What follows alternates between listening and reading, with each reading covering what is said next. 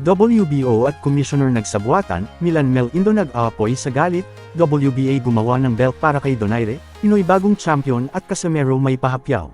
Una sa mga balitang boxing ay nagsalita na ang commissioner at binaligtad ang naging resulta ng laban ni Navarrete vs Suarez na from technical win to no contest. Sa pahayag ng Ring Magazine, it was noted na ang nakapunit sa may upper left eye ay galing sa legitimate punch ni Suarez that prompted the third man of the ring to stop the bout in round number 8. In their scheduled 12th round championship title fight. In line with this ay pinag-utos ang agarang rematch ng dalawa ng WBO na lumalabas na parang nakipagsabuatan sa dayaan lait kitang-kita sa video ang lahat ng pangyayari.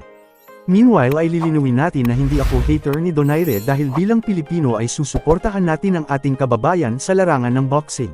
Alam naman natin na 2 years nang inactive siya at still nasa rank number 5 pa rin siya pagkatapos sa dalawang magkakasunod na talo sa kamay ni Monster Naoya Inoue at Alexandro Santiago. Siguro na may rason ang sanction body para na-justify ang paglagay sa kanya. Pero ang nakakapagtaka ay bakit nailagay si Andres Corpo sa rank number 8 sa bantamweight division at hindi naman sobrang impressive ang record sa Superfly at lalo nang hindi ito naging champion. Ang tanong kung ito bang interim belt ay ginawa para kay Donaire. At wala bang ibang nasa current top 1 to 15th ang na-upperin para mas maganda ang bakbakan at hindi one-sided. Sa ibang banda ay na-overwhelmed ng todo ang Thai boxer sa unang round pa lang sa kanilang bakbakan na kung saan ay 3 beses itong humiga sa lona when fighting versus Pinoy prospect AJ Pasiones. Although nakasurvive si Yotbun sa mandatory counts ay hindi pa rin nagbabago ang pananalasa ng Pinoy boxer at twice na naman lumuhad ang kalaban kaya nakapagdesisyon na ang third man of the ring. Naitigil na ang laban at dahil doon ay nasungkit ni AJ ang bakanting WBO Oriental Flyweight Championship belt.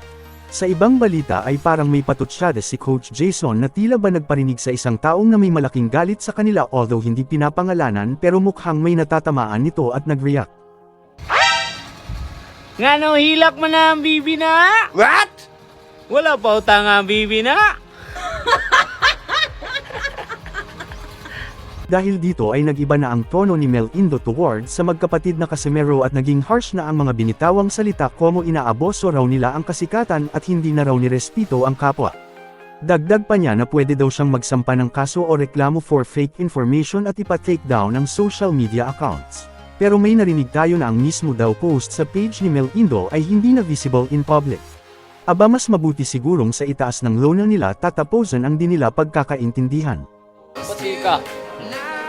Bakit? Partida to. Hindi pwede yan. Hindi pa naman ako marunong mag-alalay ng tutok.